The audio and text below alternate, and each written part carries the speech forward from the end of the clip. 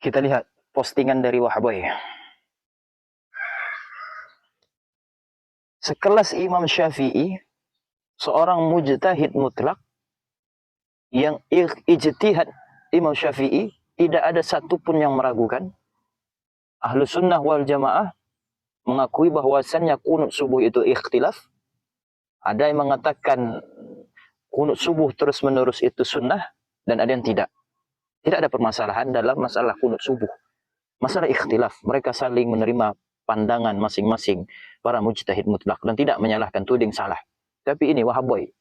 Wahaboy ini bukan mujtahid mutlak, tidak bisa menggali hukum. Ya, ini Wahaboy ini hidup di akhir zaman. Mereka katakan Imam Syafi'i salah. Kemudian mereka bawa kalimat Imam Syafi'i, jikalau ada hadis yang sahih, buanglah pendapatku. Hei, Anda mujtahid mutlak atau tidak? Ini perkataan mujtahid mutlak. Tentunya sekelas mujtahid mutlak juga yang bisa membantah kalimat Imam Syafi'i tersebut. Dan mereka, para mujtahid mutlak, tidak menyalahkan Imam Syafi'i. Bahkan Imam Ahmad bin Hanbal kalau tidak salah memuji akan Imam Syafi'i yang lebih faham akan kitabullah.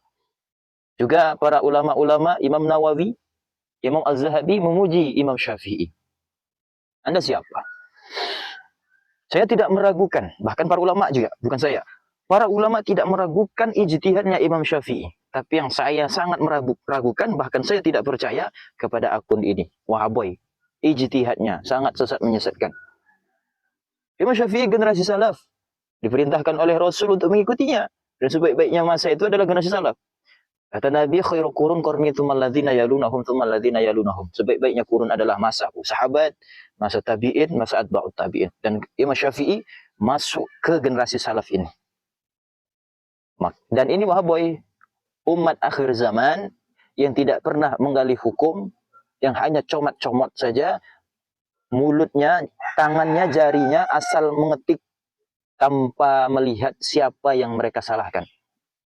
Ketika kita mengatakan ustaz mereka salah, mereka langsung mengatakan apa? Kurang ajar ente.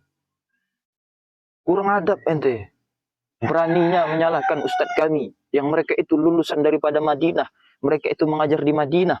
Ilmu ente seberapa? Lah, ustaz mereka akhir zaman lebih banyak salahnya. Mereka berani mengatakan seperti itu. Ketika mujtahid mutlak ulama salaf mereka katakan salah, nah Anda itu kurang adab. Kurang ajar. Otak double. Nah inilah Wahaboy. Mudah-mudahan kita dijauhkan anak cucu kita dari pemahaman-pemahaman Wahabi yang mereka itu mudah untuk menyalahkan kaum muslimin, apalagi sekelas imam mujtahid mutlak.